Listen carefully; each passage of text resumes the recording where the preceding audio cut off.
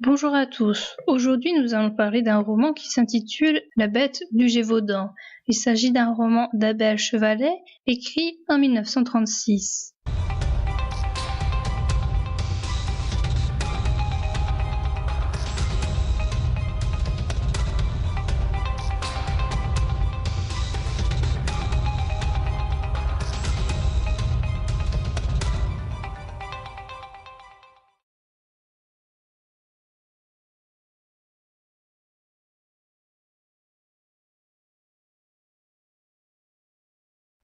Pierre-Alain Denis nous raconte l'histoire de la bête qu'il tient du grand-père de son grand-père. Cet homme s'appelait Jacou, et en 1764, c'est-à-dire à la date des premiers méfaits de la bête, il avait 16 ans et il habitait Saint-Privat-du-Faux. En juin 1964, une femme de Langogne a été attaquée par la bête. Elle s'en sort vivante, mais elle a été blessée par des coups de griffe. Il s'ensuit une liste de victimes. Ce sont toutes des enfants ou des femmes. Les gens commencent à avoir peur, ils font attention et se baladent avec des baïonnettes pour se défendre en cas d'attaque, même si les meurtres ou tentatives de meurtre paraissent loin, car ils sont à une 50aine de kilomètres du village de Jacou. On organise des chasses, mais les gens sont confrontés au terrain accidenté, ce qui leur rend leur tâche difficile. Plusieurs loups sont tués, mais cela n'empêche pas la bête de continuer ses meurtres. Elle est un peu partout dans la région et elle se rapproche du village. Le père du conteur dit à ses enfants qu'il faut qu'ils sortent toujours ensemble. Ses enfants sont au nombre de 4. Il y a Jacou, Julienne, Jeanne et Sylvain. Le père leur donne des conseils pour se défendre. Le nombre de tués par la bête augmente. On envoie des dragons, mais on doute du fait qu'ils soient réellement efficaces avec leurs chevaux dans ce milieu rocheux ou bourbeux. On craint également de leur part des vols ou des viols. Peu après l'arrivée des dragons, les racontars disent que la bête est passée en Auvergne. Monsieur Duhamel organise des chasses. On propose des récompenses aux personnes qui tueront la bête. La bête revient au Gévaudan et continue de s'attaquer aux personnes. La bête passe rapidement d'un village à l'autre, si bien qu'il est difficile de la localiser et de mettre en place une chasse dans un endroit bien précis. On rapporte l'exploit de Portefaix, un garçon qui, avec l'aide d'autres enfants, a harcelé la bête jusqu'à lui faire lâcher sa victime. Le nombre de victimes ne fait qu'augmenter. On organise des battues immenses et des chasses, mais cela ne sert à rien. La bête s'attaque à Jeanne. Le narrateur pousse la bête vers le feu, ce qui la fait lâcher prise. Jeanne en ressort choquée, devient mutique et entre dans un état de torpeur. Julienne n'a pas pu les aider car elle était partie voir son fiancé, Gentou. On nomme un remplaçant à Monsieur Duhamel. Il s'agit de Monsieur Denval et de son fils qui ont pour réputation d'avoir déjà tué des loups. On rapporte que Jeanne Chastan a fait face à la bête et qu'elle lui a même grimpé dessus dans le but de protéger ses enfants. La liste des victimes s'allonge encore. Jacou voit une seconde fois la bête en sauvant une bergère avec son paradou. Julienne, la sœur du narrateur, est maintenant mariée et a eu son premier enfant. Elle a trouvé une chienne abandonnée qui serait un matin. On envoie le porte-arquebuse du roi, qui est Monsieur Antoine. Il est accompagné de ses gardes-chasse afin de traquer la bête.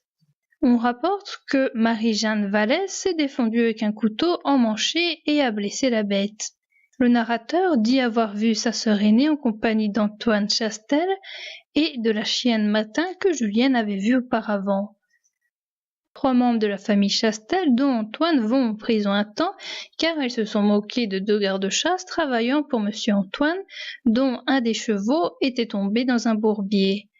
Monsieur Antoine demande un secours à Versailles qui lui donne des chiens. Très peu de temps après, on dit que Monsieur Antoine a tué la bête. Ce serait un grand loup qui était accompagné d'une louve et de louveteaux.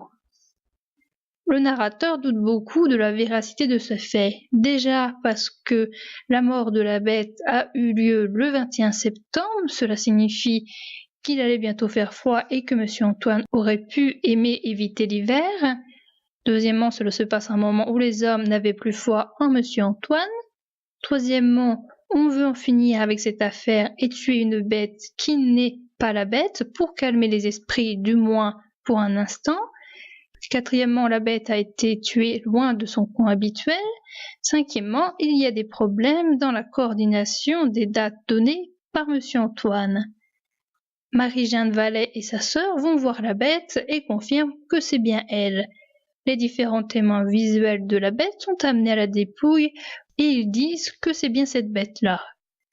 La vraie bête se calme un instant, puis elle recommence ses meurtres.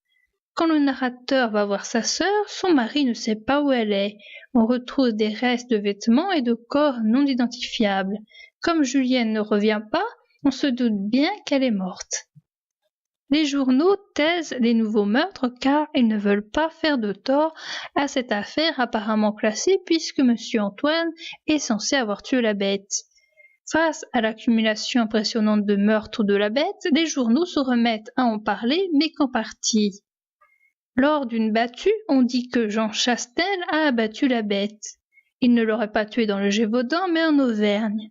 On doute du fait qu'il s'agisse de la vraie bête à cause d'éléments invraisemblables. Cependant, il n'y a plus de mort causée par la bête. On ne sait pas pourquoi et comment cela se fait. Dans le roman, les personnages avancent différentes pistes quant à l'identité de l'animal. Cela aurait pu être un loup ou plusieurs loups. Cela aurait pu être un chien de grande taille, comme cela serait le cas avec un mâtin. Cela aurait pu être un grand singe, une hyène, un lycaon, un loup-garou, un homme déguisé en loup, ou bien un hybride entre le chien, le loup et la hyène.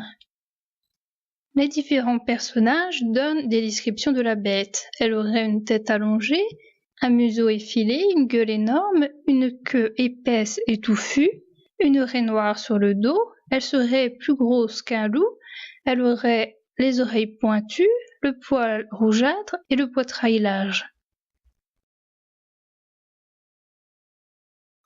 Certes, je ne saurais décrire avec précision la bête qui mutilait Jeanne, l'ayant à peine vue, mais j'avais vu beaucoup de loups. Et soit que mes impressions d'alors, comme aujourd'hui mes souvenirs, fussent colorés par les récits que j'avais entendus, soit que ce fût la vérité, cette bête me parut très différente des loups. D'abord, elle était rayée sur le dos, une large raie noire en longueur, allant du cou à la queue. Cela, j'en jurerais. Puis le museau effilé. Enfin, la queue très longue, très fournie, extraordinairement mobile, haut en l'air quand l'animal était tombé sur nous, fouettante pendant notre courte lutte, basse quand elle s'enfuit. La gueule démesurée, effrayante, puante. Couleur? Je ne saurais trop dire. Celle de nos vaches, rougeâtre, il me semble. Je ne me souviens avec intensité que de la raie et aussi de la mâchoire formidable qui semblait attachée directement au poitrail et forte à broyer des rocs. C'est là tout ce que je puis honnêtement dire.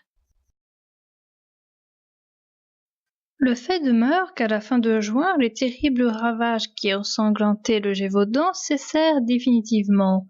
Mais pourquoi et comment? Le saura-t-on jamais? La bête n'était-elle qu'un loup ou plusieurs? Comment expliquer ces descriptions concordantes, ou ce qu'il y a de concordant dans ces descriptions qui la représentent tout autre? Comment imaginer tout un peuple à qui les loups étaient aussi familiers et pas plus mystérieux que les renards ou les blaireaux se leurrant à ce point?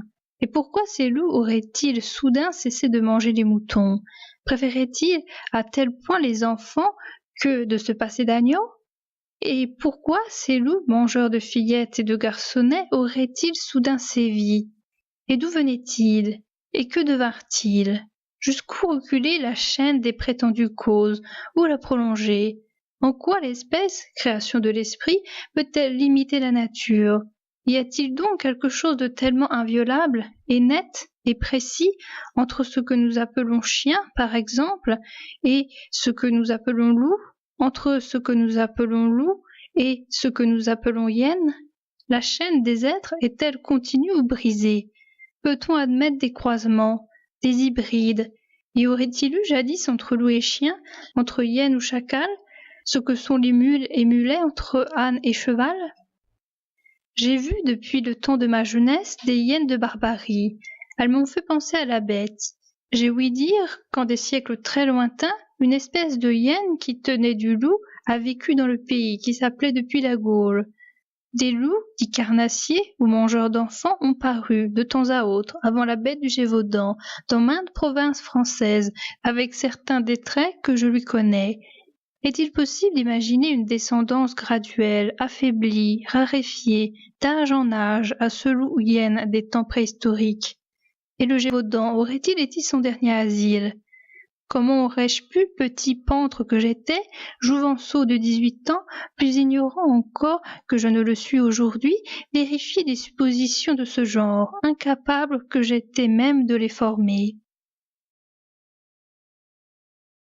Était-ce une bête qui, la nuit, s'accoudait aux fenêtres sans vitres, rôdait en ricanant autour de certaines maisons, toutes non loin de Bessères et mal vues des Chastelles? Une fille de 17 ans avait été dévorée à la close. Était-ce la bête qui avait ensuite si bien rangé ses os découverts de ses habits, sa tête recouverte de son bonnet? Quand on vint la chercher, on la crut endormie. À Grèzes, en janvier, le petit Jean Châteauneuf du Mazel avait été dévoré. Le lendemain, le père de l'enfant, Châteauneuf, dit Ladignan, était dans sa cuisine. La bête surgit soudain, les deux pattes de devant appuyées sur le rebord de la fenêtre. Châteauneuf était d'une espèce de géant dont les exploits d'Hercule étaient fameux. Pourtant, il n'osa pas aller saisir la bête par les pattes, mais il dit tout haut à sa fille, « Marianne, apporte-moi la hache. » Comme si elle avait compris, la bête décampa aussitôt.